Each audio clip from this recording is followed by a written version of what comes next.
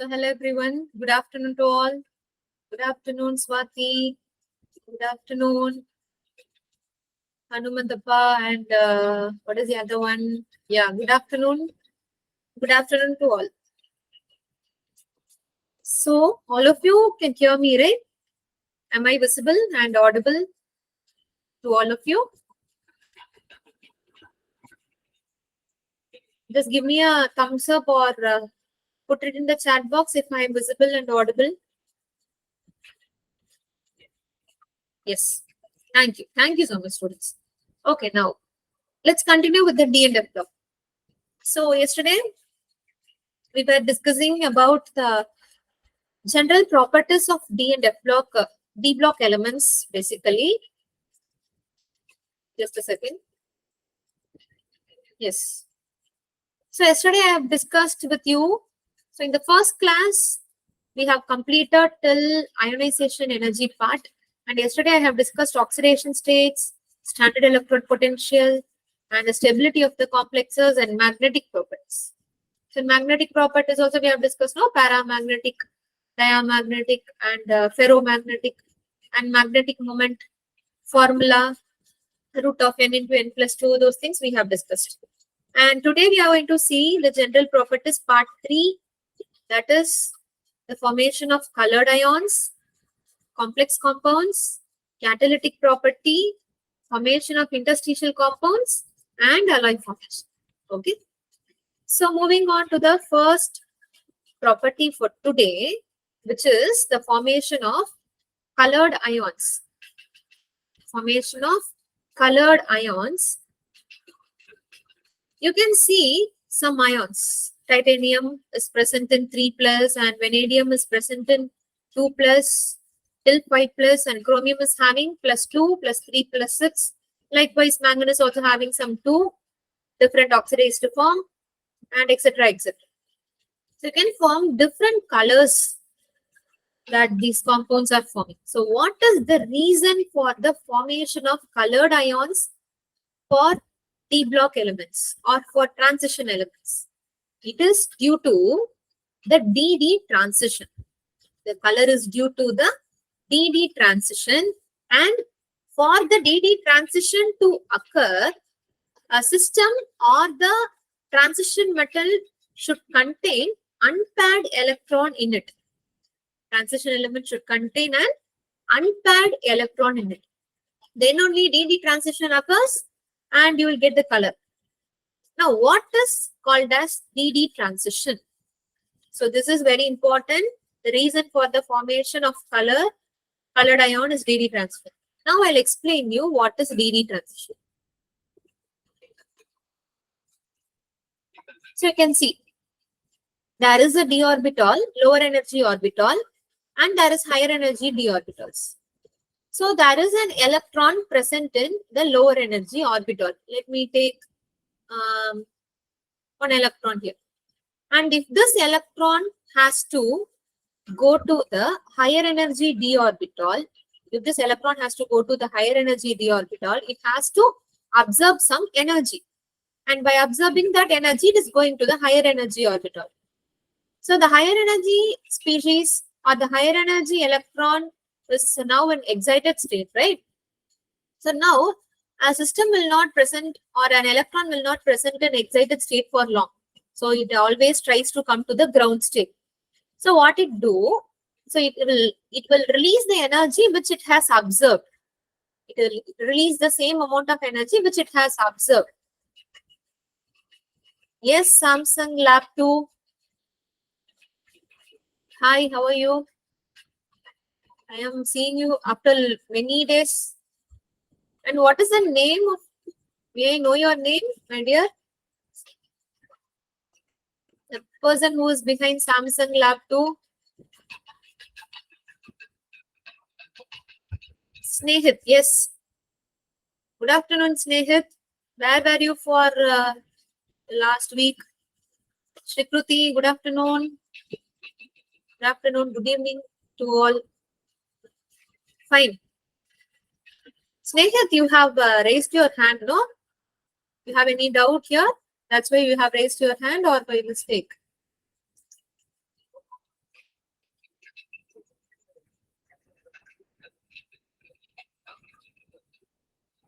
Okay. Okay, I'll continue with the class. Okay. So there is an electron in the ground state. And if it wants to go to the higher energy excited state, it has to absorb the energy. And again, the electron will come to the ground state. That time, it will release the energy which it has observed. And that released energy, which you can see here, that energy will fall in the visible range in our electromagnetic spectrum. You might have studied about the electromagnetic spectrum in your physics, as well as in the structure of atom lesson of class 11 chemistry. Okay. So there are different regions, right, in electromagnetic spectrum, like visible region, infrared, ultraviolet, and gamma rays, and X-rays, microwave. So many regions are there. And if a particular energy is falling under the visible range, the compound gives color. Now the DD transition, D block elements, which are transition elements, they are, those energy values are falling in the visible range. That's why they are producing the colors. Okay. So there are some exceptions. Vanadium 5 plus, chromium 6 plus, and manganese 7 plus. They don't have unpaired electron, but they are colored species. Why? Why they are forming the colored species? Because due to the formation of the charge transfer. So what is charge transfer? So let me take an example to understand, make you understand this. I'll take KMnO4 as the example. KMnO4. What is the oxidation state of manganese in KMnO4? For potassium, it is 1. For manganese, it is 8. And for oxygen, it is -2. For oxygen, we are having, so it is -8, which is equal to 0. X is equal to 8 minus 1. What is the answer? 7. What is the configuration, electronic configuration of manganese? What is the electronic configuration of manganese? It is 3d5 and 4s2, right? There are actually 7 electrons, and all the 7 electrons are lost. Means there is no unpaired electron present in manganese 7 plus. But still, you can find the potassium permanganate in the purple color. You can find this potassium permanganate in your labs also. In your lab, you'll be using burette and pipettes, no? Have you all gone to your labs in your schools? You can see the potassium permanganate crystals in violet color. So how it is forming the violet colored crystal? If it has 0 unpaired electron, it is due to the formation of charge transfer. So charge in the sense, the negatively charged electrons only. So the oxygen which has the negatively charged electron, the charge will be transferred to this empty manganese orbital. Electrons are shifting from oxygen to manganese. So because of this charge transfer, which are otherwise called as transfer of electrons, a particular compound is forming the color. Okay. The formation of colored ion is due to 2 reasons. One is due to DD transition. One is due to DD transition. The other one is due to charge transfer.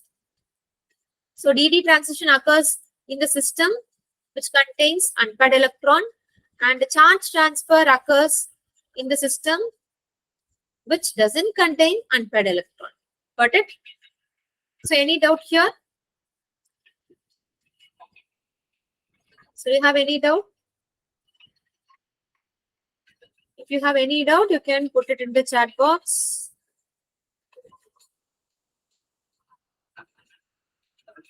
If you are not having any doubt, just type S in your chat box.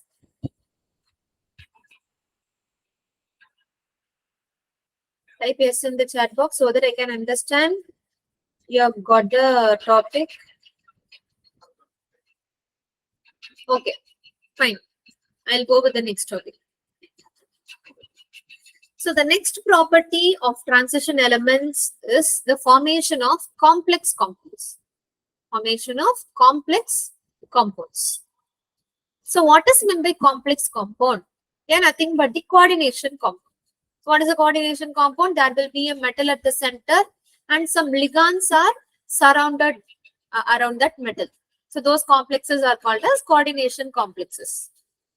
Now, Why there is a formation of coordination complex with D block element? You can see the examples here. The central metal atom is iron, which is a transition element, D block element. It is the D block elements are forming the coordination complexes so easily because of these three reasons. One is due to the small size of the ion and high ionic charge. So yesterday only we have discussed that transition elements are having or exhibiting variable oxidation state in it. So that's why due to the formation of 2 plus till 7 plus, since it can take high ionic charge in it, the size is very small and it can able to form the complex so easily. And the third reason is because of the availability of vacant d orbital. So metal orbital will be empty, and the ligand orbitals will be filled. So the ligands will come with its electron and it will donate its electron to the metal vacant orbital and it will form the bond.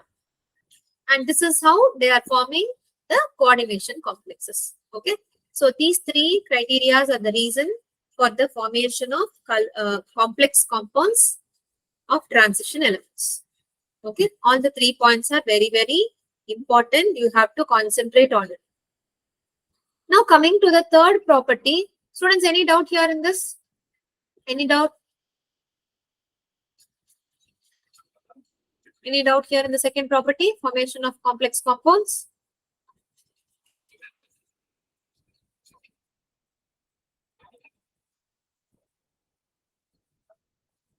Fine, I'll go with the next. I'll go with the next topic. Students, you can interact. You can type something in the chat box like ma'am, it is clear, or ma'am, I'm having this doubt, that doubt, etc. You can raise your hand and you can ask, why are you all keeping maintaining pin drop silence? I don't know. Okay. No issues. If you're having any doubt, you can ask me in the next from the slide onwards. So catalytic property is the third property for today. So all D block elements, they act as a catalyst in many of the organic chemistry reactions and in inorganic chemistry also. We use metal catalyst and those metal catalyst would be of the D block system only. So if a reactant is getting converted into a product, it needs some catalyst sometimes. What is the role of the catalyst?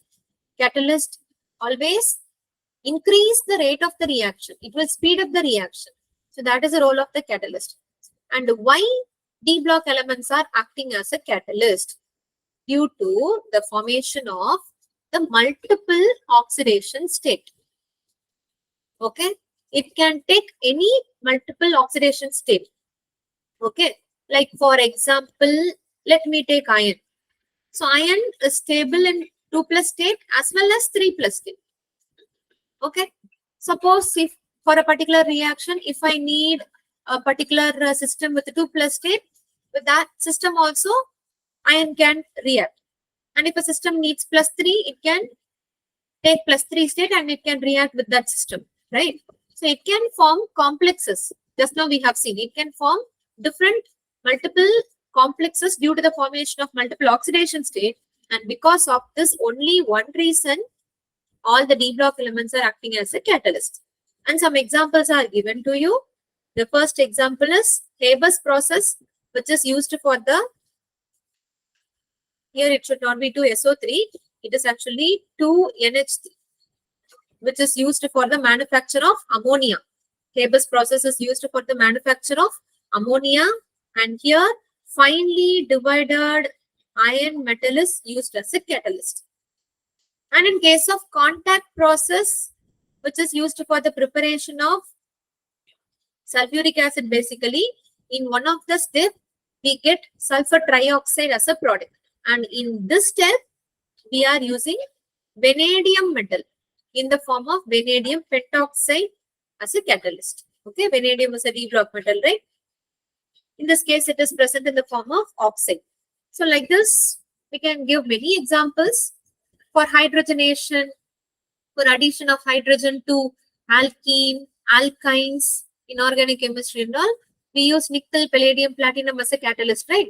So all those are again a D block metal. So they are used because of the formation or because of attaining multiple oxidation states. Okay. Now the fourth property is formation of interstitial compounds. What are interstitial compounds and what are the characteristics of interstitial compounds? You can see a picture on your screen. So there is a crystal lattice or metallic lattice. There is a metallic lattice. And you can see some blue color balls in it, in the empty void site. So what are those blue atoms? They are very, very small, which is occupying the small space. What are those? They are called as interstitial compound. The particular blue color small atom is occupying the interstitial site of a particular metallic lattice. So that's why these compounds are called as interstitial compounds. The green color balls, those atoms are a D block element.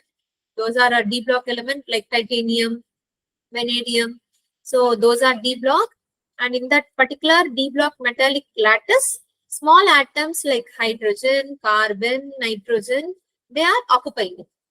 So basically, there is a formation of titanium carbide, titanium nitride, or vanadium hydride.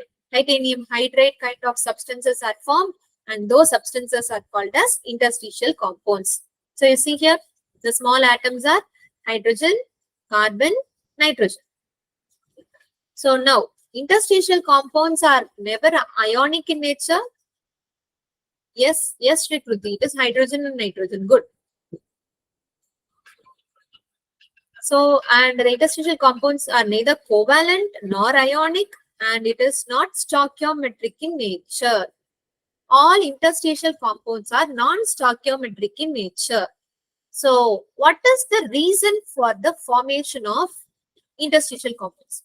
Why we have to make this interstitial compounds? What is the difference between pure metallic crystal lattice and the interstitial compounds? Suppose in case of titanium, so titanium carbide is given. So what is the difference between pure titanium carbon in it? Titanium carbon and titanium difference. What is the difference? This is the carbon, which is opposite. Why we have to form? Because of these four reasons.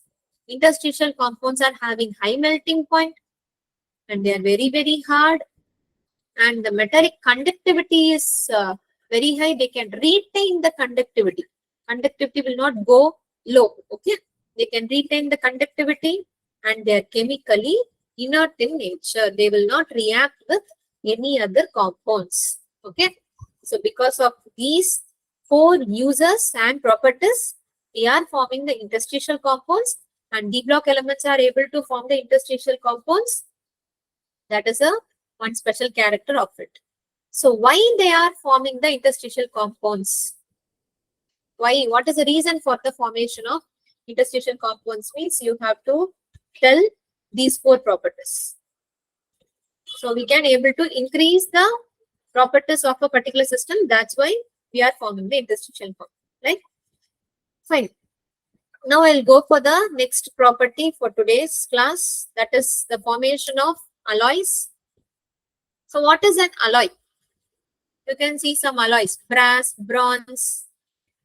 They are called as alloys. Examples for alloys. An alloy is a blend of metal with metal, or a metal with metalloid, or with a metal and non-metal. Okay. So there will be two metal atoms in an alloy. Minimum two metal atoms will be there in an alloy. Okay. So two or more than two metals in a compound forms an alloy. So why we have to form? There is an advantage. You can see again. There are 5 advantages. Alloys gives more stiffness. Like in case of brass and bronze, you can see. The pure D block metal or pure transition metals are having the ductility and malleability property, right? In the first class, I have discussed with you.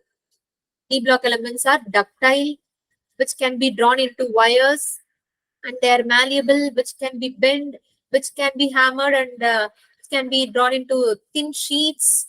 So that kind of malleability, ductility property can be increased. The stiffness can be increased by forming this alloy. Okay, and they are lighter in weight, less weight particle. You can easily shape the shape which you want, and there is more resistance to corrosion.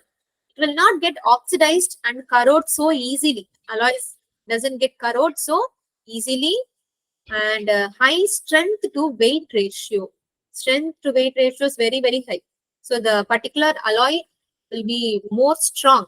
You cannot break it so easily, or you cannot bend it so easily. Okay. So because of these 5 advantages, we are all the D block elements are forming the alloys. Got it? So how they are forming the alloy? What is the reason? Because there is a similar radius for all the transition elements. You can see a GIF over here. So I told you that alloy is made up of at least 2 transition metals. So all the transition metals are having the similar radii. So in physical properties, I have discussed with you. So if this is the size of scandium, this is the size of titanium, and this is vanadium, and chromium, manganese, iron, cobalt, nickel.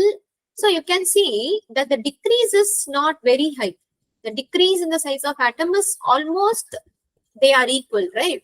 So because of the similar size, so one atom, as you can see here in this picture, so one atom is replacing the other atom.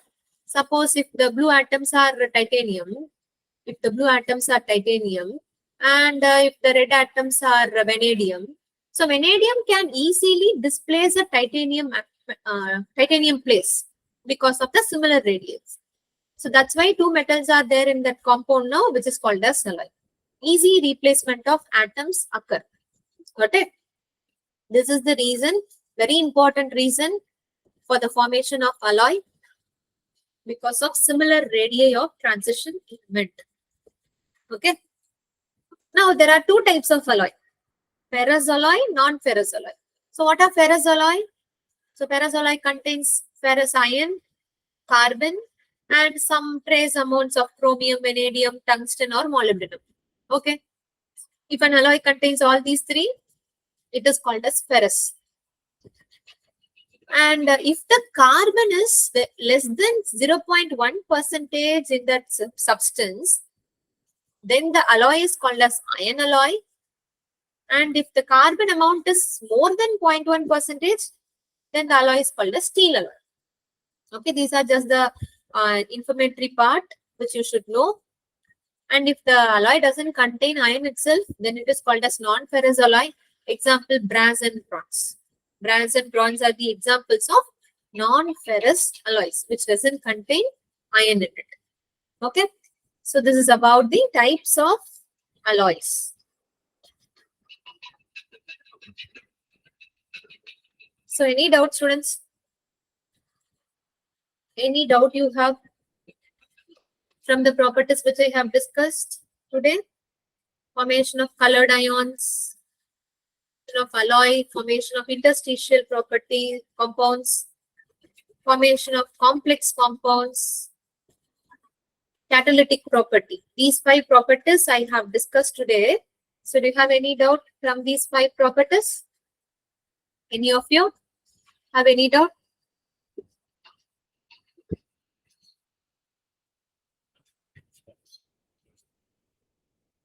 Okay. So I'll go with the question for you. Calculate the spin magnetic moment of M2 plus ion, which is having atomic number 27. What is the magnetic moment? Magnetic moment is represented by the symbol mu, right? Represented by the symbol mu. And what is the formula to find out the magnetic moment? It is root of n into n plus 2, where n represents the number of unpaired electron and the unit is Bohr magneton. So what is this 27? 27 means D7. If the atomic number is 26, then the number of d electrons are 6. If the atomic number is 25, then the number of d electrons are 5. Okay. So the configuration is 3d7 and 4s2. This is fixed. Now the metal is present in 2+ state. 2 plus means you have to remove the 2 electrons from 4s orbital. So the configuration would be 3d7 and 4s 0. For M2 plus, it is 3d7 and 4s 0. Now in this configuration, we have 3 unpaired electron where you have to substitute 3 here. So 3 plus 2 is 5 and 5 into 3 is 15. 5 into 3 is 15. So root 15 will be equal to 3.87 Bohr magneton. Okay. So 3 represents the number of unpaired electrons in a given species. This is a theoretical value. So got it? So this is how you have to calculate the thing. Yesterday also we have discussed one example, and this is the another example. So very easy to solve, and you can get good marks in it. I'll go with the next topic for today's class.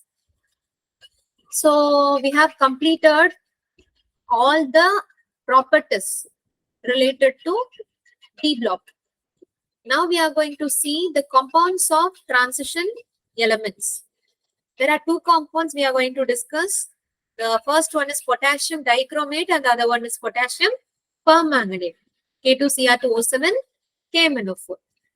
So first we'll go with K2Cr2O7 and let's discuss the preparation of potassium dichromate, and let's study some structural related informations and the colors and the properties of all these potassium dichromate and potassium permanganate. Okay. So let's start with K2Cr2O7, potassium dichromate. So what is the introduction? Potassium dichromate is having this type of structure with the 2 potassium ion and the Cr2O7 2- anion. So it is present in the form of chromite ore. So how we are getting this potassium dichromate? From chromite ore only we are getting. What is the formula for chromite ore? FeCr2O4. It will be present in this form. Ferrous oxide, chromium oxide form only it will be present. So 1 iron, 2 chromium and 4 oxygen. Okay, FeCr2O4 is the formula for chromite ore, and from chromite ore only we are going to prepare potassium dichromate. Okay, so let's prepare. So there are 3 steps to prepare the potassium dichromate. Step number 1 is the preparation of sodium chromate. Preparation of sodium chromate. So first we took the chromite ore. This is your chromite ore, and the chromite ore is treated with sodium carbonate in presence of oxygen, forms sodium chromate. Sodium chromate. If you have CrO4 ions, minus ions present in it, CrO4 2-, it is called as chromate. Cr2O7 2- is dichromate. Okay. And Fe2O3 and carbon dioxide, they are coming out. Then in the second step, I am converting the sodium chromate to sodium dichromate. You see Na2CrO4 is getting converted to Na2Cr2O7 in reaction with the sulfuric acid. Then in the third step, sodium dichromate is taken and it is treated with potassium chloride, and sodium dichromate is getting converted to potassium dichromate. Sodium ions are replaced by potassium ion. So this is our desired product. Okay. So there are 3 steps. First is the formation of sodium chromate, and then conversion of sodium chromate to dichromate. Third is a conversion of sodium dichromate to potassium dichromate. Okay. So you have to read all the 3 steps and the reactions involved in all the 3 steps. So let's discuss this preparation still in detail. So you can see a picture. So that is a reverberatory furnace, and here only chromite ore and the soda ash, they are put into it, and it is heated in presence of oxygen atmosphere, and the compound is changing to chromate, sodium chromate. Sodium chromate is formed. Okay, just look into it. This is the reactant, and on reaction, carbon dioxide gas is evolving. No, So this is how the carbon dioxide is going out. And here now sodium chromate is formed. Here sodium chromate forms. Okay. And the second step, what we are doing? So impure sodium chromate is converted to pure sodium chromate by filtration process, and then it is treated with sulfuric acid. Sulfuric acid is added to this pure sodium chromate and it is converted to dichromate. Color change occurs, no? So from that only you can understand that sodium chromates are converted to dichromates. And in the third step, sodium chromate is taken, potassium chloride is added to it, and potassium dichromate is formed. And what is the color of potassium dichromate, students? What is the color of potassium dichromate? Red orange. It is actually red orange crystal. In the introduction slide we have seen, no? So potassium dichromate is having the red orange color. So this is about the preparation. And coming to the properties of potassium dichromate, the first property is about the color and the nature. So it is crystalline ionic solid with bright red orange color. Color is very important. You have to make a note of it. Bright red orange color with structure. So since it is ionic in nature, we have two potassium cations and Cr2O7 2 minus anion. Cr2O7 2 minus anion like this. So they are plus minus charge is there. So it is ionic in nature. So these two are the points. One is color and another one is about the ionic nature. So property number 1. Now coming to property number 2. So dichromates and chromates are interconvertible. Where they are interconvertible? In aqueous solution depending upon the pH value. So what I'll do, so you see, this is chromate and that is dichromate. This is our chromate ion, CrO4 2 minus, and this is our dichromate ion. So we can interchange these two. So how can you interchange? Using by altering the pH. If the pH value is very low, for which solution the pH value will be very low? For acidic system, right? If the pH is less than 7, then it is acid. So in acidic condition, chromate is converted to dichromate. Okay. And in basic system, if the pH is very high, in alkaline solution or in basic solution, dichromate is converted to chromate. So in this manner only they are interconvertible. So to the chromate ion, if you are adding an acid, to it, you will get dichromate. And to the dichromate ion, if you are adding a base, you will get chromate. So this is how they are interconvertible. Okay. So this was asked in 2022. Yeah, 2022 NEET exam they have asked this. This was given in one of the statement. Okay. They are interconvertible. It's a straightforward question from your NCERT book. I'll discuss all the questions related to D block elements in Saturday's class. And next, coming to the structure of chromate and dichromate, CrO4 2 minus chromate ion structure is given to you. So it is tetrahedral in nature with the 3 double bond and 1 single bond in it actually. And now coming to the structure of Cr2O7 2 minus, same thing. The geometry around each chromium is tetrahedral. So in dichromate there are 2 tetrahedral and in chromate there is only 1 tetrahedral unit present in it. Okay. So the bond angle between CrO-Cr bond angle in dichromate is 126 degree. So this is about the structure. And also I want to discuss the oxidation state of both the chromiums. So what is the oxidation state of the chromium in chromate ion? In CrO4 2 minus, the oxidation state of chromium is X minus 8 is equal to 2. And what is X? It is plus 6. And here in case of Cr2O7 2 minus, So 2x minus 14 minus 2, 2x is plus 12 and x is again plus 6. So the oxidation state is same. Oxidation state is same for both the species. Okay, this is very important. This question was also asked in the previous 2022 exam. The oxidation state remains same in both the cases was one of the statement given among the 4 options, and they have asked to find out the incorrect statement type. Fine. Hope this is clear to all of you. Any doubt, students? Any doubt so far? From the preparation and the properties that I have discussed so far, any doubts you have? No doubt?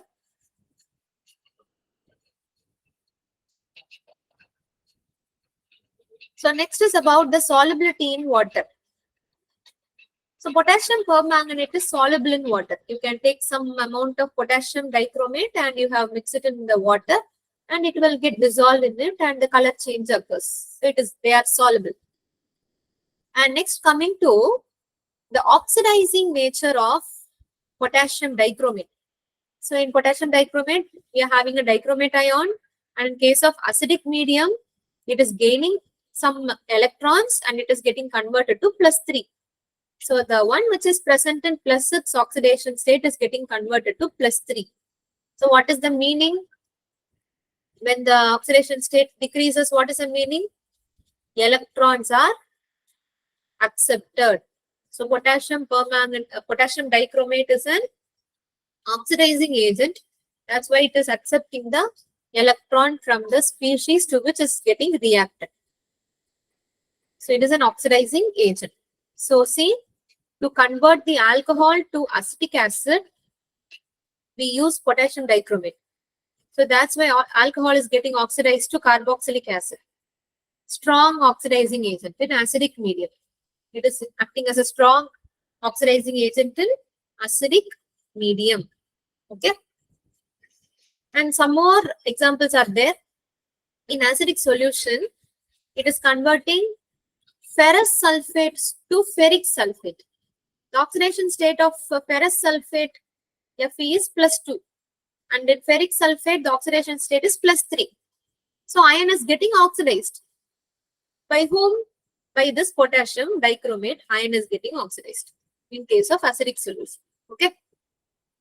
And it is converting sulfide to sulfur. So in sulfide, the oxidation state of sulfur is -2. And here it is 0. -2 to 0 is called as oxidation, right? So who is oxidizing? Potassium dichromate is oxidizing. And it is converting iodide to iodine. So iodide is -1, K plus I minus, and iodine is 0. It is moving from -1 to 0, which is called as oxidation. Potassium dichromate is oxidizing. So ferrous to ferric, sulfide to sulfur, iodide to iodine, stannous to stannic. Stannous chloride is having SnCl2 formula. Oxidation state of tin is +2, and here the oxidation state is +4. So +2 to +4, oxidizing. Stannous to stannic. Okay. And like this, it is acting as a strong oxidizing agent to convert or to oxidize many compounds. Got it? Only in case of acidic medium. In case of basic medium or in case of neutral system, you cannot find such oxidizing nature of potassium dichromate. Okay, it may act as a mild oxidizing agent. Only in case of acidic solution, it is acting as a strong oxidizing agent. Clear, students? So this is about the preparation and properties of potassium dichromate. So all the points are very important. Oxidizing nature, interconvertible, color, oxidation state, and the 3 steps in the preparation, all are very important. Okay. So for the past 2 years, questions for JEE and NEET are asked from the compounds of transition elements only. That is from this particular compound and the next compound which I am going to discuss. From These two compounds only they are taking the questions. So all the points are very, very important. Okay. Now we'll go with the next compound, which is potassium permanganate of formula KMnO4. So how to prepare potassium permanganate? From pyrolusite ore. So how did we prepare potassium dichromate? From chromite ore, right? So here you have to use pyrolusite. Pyrolusite is nothing but manganese dioxide. Manganese dioxide with potassium hydroxide and with oxygen forms potassium manganate. First it is forming potassium manganate, or there is one more step is also. To the pyrolusite ore, instead of adding KOH, you can add potassium carbonate and potassium nitrate, so that it gives potassium manganate. And to this potassium manganate, which is formed either from these two reactions, it is taken and it is treated with water. Just by adding water to manganate, permanganate is formed. Just by adding water to manganate, permanganate is formed. And manganese dioxide, this pyrolusite ore is coming out again, which can be reused. You can use this pyrolusite ore again. Okay, so the process is continued several times, and a large amount of KMnO4 is prepared. Got it? This is how we prepare KMnO4. And in the lab, what is the laboratory preparation of KMnO4? So some manganese salt is taken, manganese 2+ salt is taken, like manganese chloride, like this manganese bromide. So some manganese 2+ salts are taken here, and they are treated with peroxodisulfate, S2O8, 2-. And on addition of water, it forms permanganate. KMnO4 is formed. Manganate ion is formed. Okay, with the release of sulfate and H+. So this is structure of peroxodisulfate. And just have a note of this laboratory preparation of KMnO4 from salt, from a simple salt. Now coming to the industrial preparation of KMnO4, industrial in the sense large scale preparation of KMnO4. Okay, so it is by electrolytic oxidation, taking a manganate ion and doing the electrolysis process take you to the formation of permanganate ion. So what is the difference between manganate and permanganate? So the charge is different. Here 2- and here 1-. Okay. Then coming to the properties of potassium permanganate.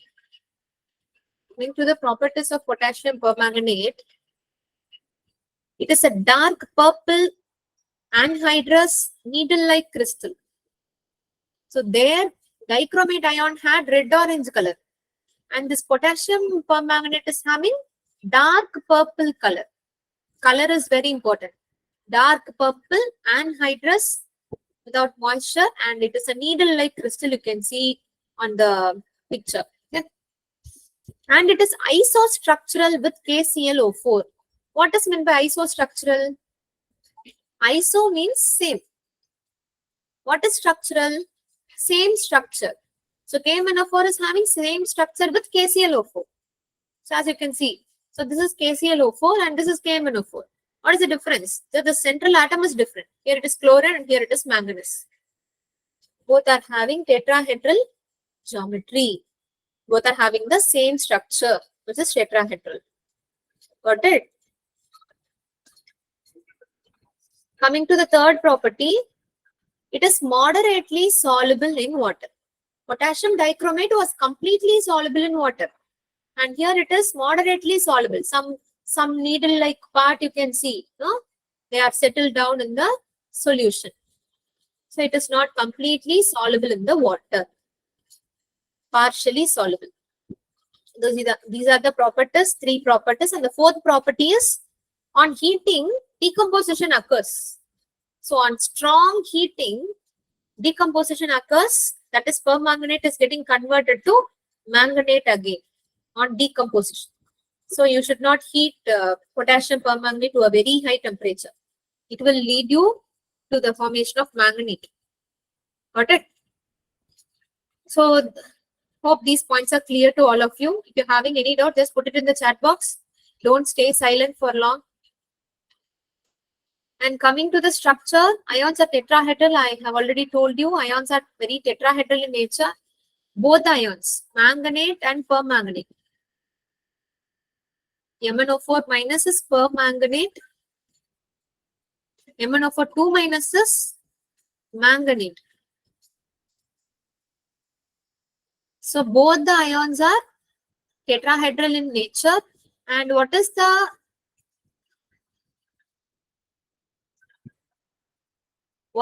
oxidation state of both the ions? What is the oxidation state of both the ions? Can you find out? Oxidation state of manganese, here it is taken as X minus 8, which is equal to -1, and X is equal to +7 here. And in case of manganate, it is X minus 8, 2, and X is equal to +6. So you just compare this compound with your chromate and dichromate. Just a second.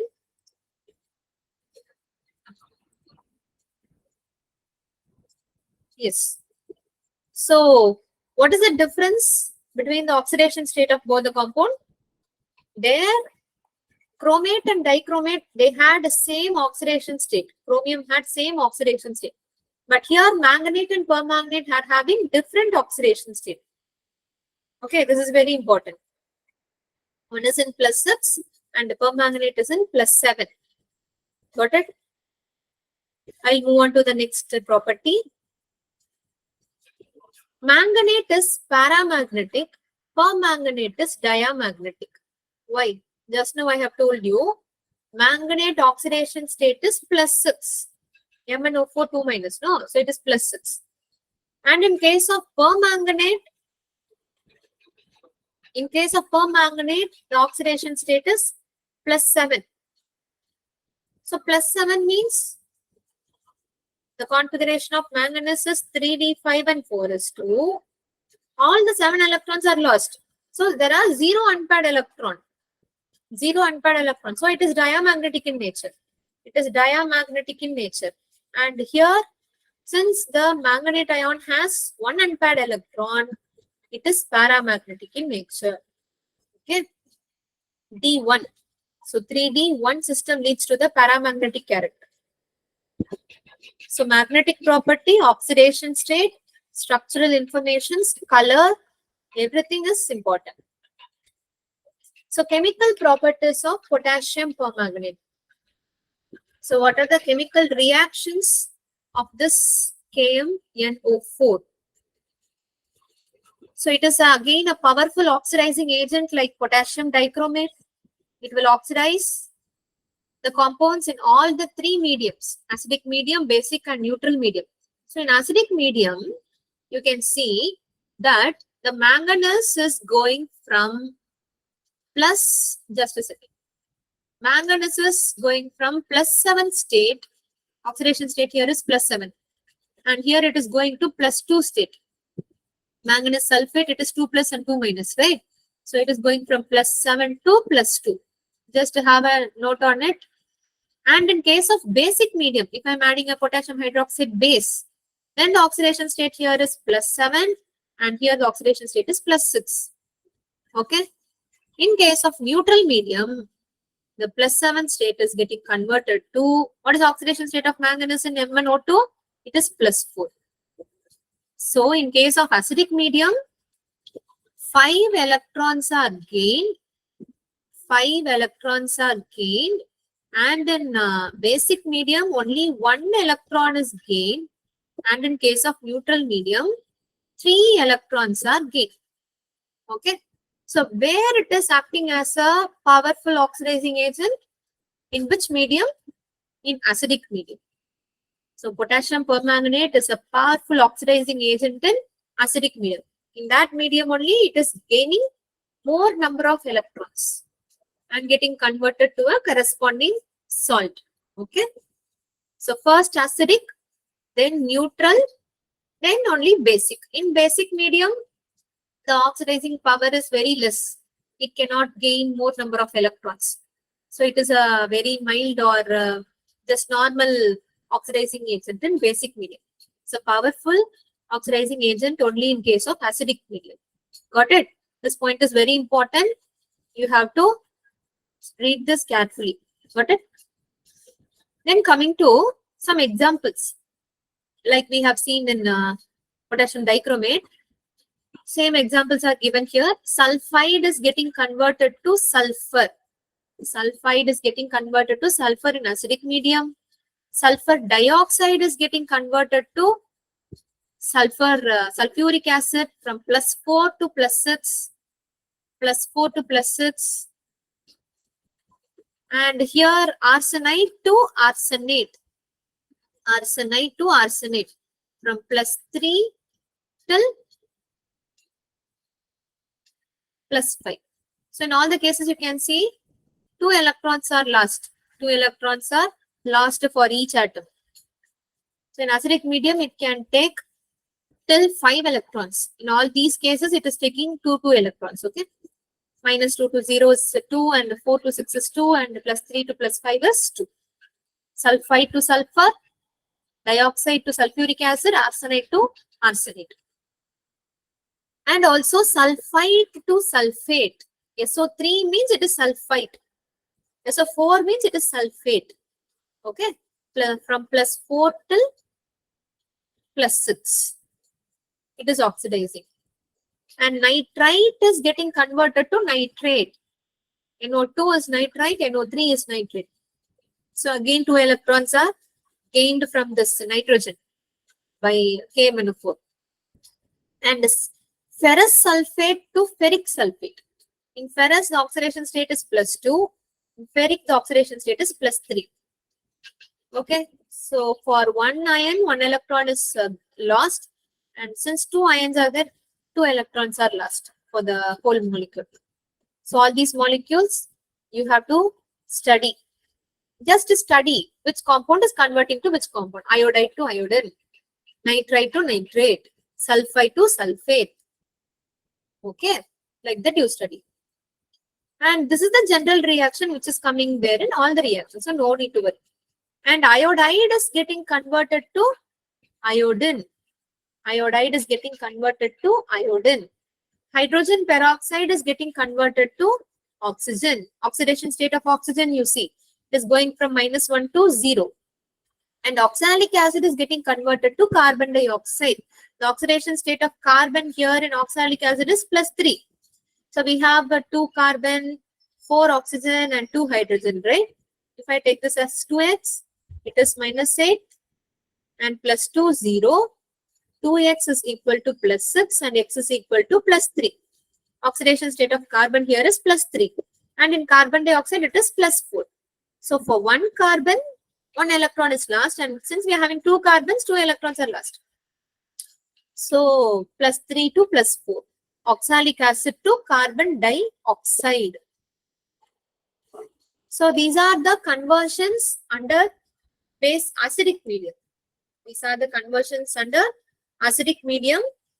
So the same oxidation will be there for basic medium and neutral medium also.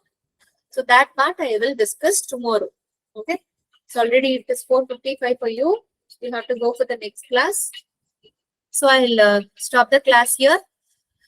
So today we have discussed the 5 general properties of deep transition elements and about the 2 compounds. One is potassium dichromate and the other one is potassium permanganate. Got it? So K2Cr2O7, preparation, properties, general properties, everything you have to study. And here we have discussed the preparation and some properties alone. And the remaining 5 properties, general properties in transition elements we have discussed. So all these things you go and study today and prepare this lesson for your upcoming exam. Okay. Solve more questions on it. So I will be solving questions on this chapter on Saturday's class. Okay. So fine. So students, if you have any doubt, you can ask me. So otherwise, I'll meet you on Thursday. I'll meet you in the next class. Okay. Thank you. Thank you so much for listening. Thank you so much to all of you.